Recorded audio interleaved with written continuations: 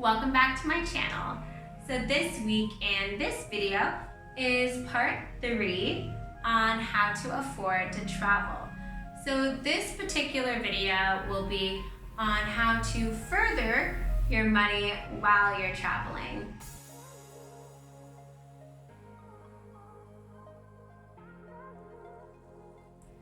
All right, so one way is volunteering in exchange for accommodation or food, or both.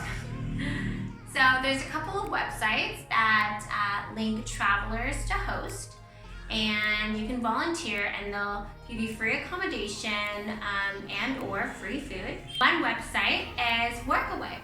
So Workaway links travelers and hosts together, and the host usually needs some extra hands on, it can be building, it can be helping out at a hostel, it can be their business around the house, really anything. And you work a certain amount of hours per day, and then in exchange you get a place to stay for free, or you get food, or both. So that really helps a lot to further your money during your travels, because the money that you would have spent on accommodation or food can be spent on another time or another day, or even on something else. Another website as well is Woofing. Woofing is similar to Workaway, except Woofing is more farm related. So you work on a farm or you work with animals.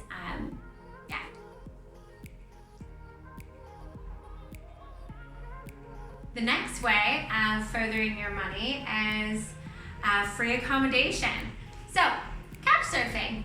Couch surfing is a great way to meet locals, and pretty much what it is it's a travel community online, and you ask a local to host you, and you stay there for free.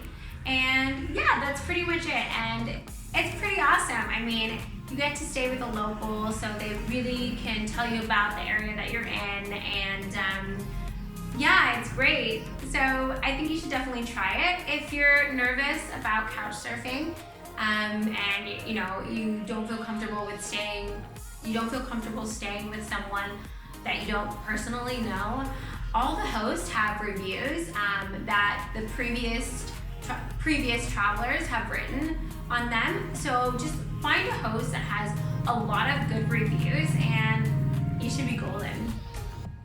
Another way is camping. So camping is a little bit of an investment at first, because you have to buy your camping gear, you have to buy your tent and your sleeping bag, but after that, you pretty much don't really have to pay for accommodation. You can just set up camp anywhere. Well, I mean, not anywhere, but in most places, or just check where you are allowed to set up camp. And yeah, I mean, then you don't have to pay for accommodation, and that money that would have been spent on accommodation lets you travel a lot further. Another way for free accommodation is house sitting. So I've never personally done it, but I would love to do it. It sounds awesome. So you pretty much house sit someone's house. So you go and stay at their house while they are abroad or traveling or whatever they're doing, and you just do the household responsibilities. So if they have any pets, you make sure that the pets are fed and taken care of, and I mean, if they have a garden, you water the garden, and you just pretty much maintain the home until they return for free accommodation. Another way is working in a hostel. I said earlier with volunteering, so you probably have to commit a certain amount of hours, but then you get to stay at the hostel for free. Another way to travel further and longer would be free transportation. Don't spend any money on transportation.